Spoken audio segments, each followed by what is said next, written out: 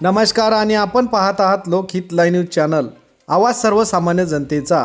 आज आपण उमरखेड येथील उपविभागीय कार्यालय या ठिकाणी आलेलो आहे आणि या ठिकाणी आपण पाहू शकता ब्राह्मणगाव येथील शेतकरी या ठिकाणी आपलं निवेदन देण्याकरिता आलेले आहेत।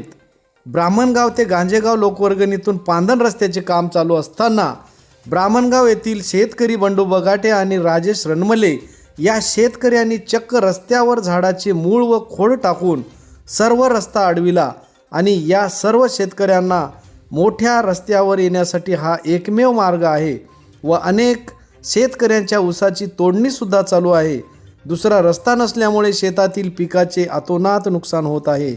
हा रस्ता मोकळा करून द्यावा, अन्यथा आम्ही सर्व शेतकरी उपोषणास बसणार असा इशारा लेखी निवेदनाद्वारे उपविभागीय अधिकारी व तहसीलदार उमरखेड यांना दिलेला आहे।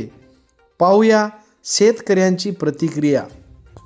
तुम्ही या ठिकाणी कशासाठी आलेले आहात? आम्ही ब्राह्मणगाव येथून उमरखेड, ब्राह्मणगाव येथील ब्राह्मणगाव ते गांजेगाव पांधन रस्ता आम्ही लोकवर्गणीमधून केलेला आहे आणि सर्व शेतकरी मिळून या रस्त्याचं आम्ही दुरुस्ती केली आणि जाण्या येण्याकरिता आम्ही वहिवाटीनुसार चाललो।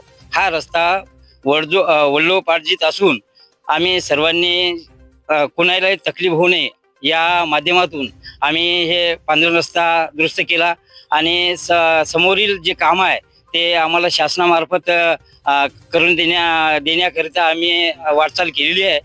तर या पांढरा रस्त्याचं काम आम्ही लोकवर्गणीतून केल्यानंतर आता बगाटे यांनी या चालू रस्त्याचं काम वहिवाटीचं असून या ठिकाणी जोपर्यंत आम्ही रस्ता दुरुस्त केला तोपर्यंत कोणती हालचाल केली नाही आणि आता रस्ता दुरुस्त झाल्यानंतर त्या ठिकाणी अडथळा आणून आमचा संपूर्ण रस्ता बंडू नारायण बगाटे यांनी बंद केला। तिथं झाडे गोटे हे सगळं टाकून हा वहिवाटीचा रस्ता बंद केला आणि त्या संदर्भामध्ये आम्ही माननीय तहसीलदार साहेब यांना उमरखेड येथे येऊन आम्ही तसेच SDO साहेब यांना आम्ही सर्वजण मिळून सर्व कास्तकार या ठिकाणी येऊन निवेदन दिलेले आहेत। माननीय तहसीलदार साहेबांनाही दिलं आणि उपविभागीय साहेबांना पण दिलेलं आहे।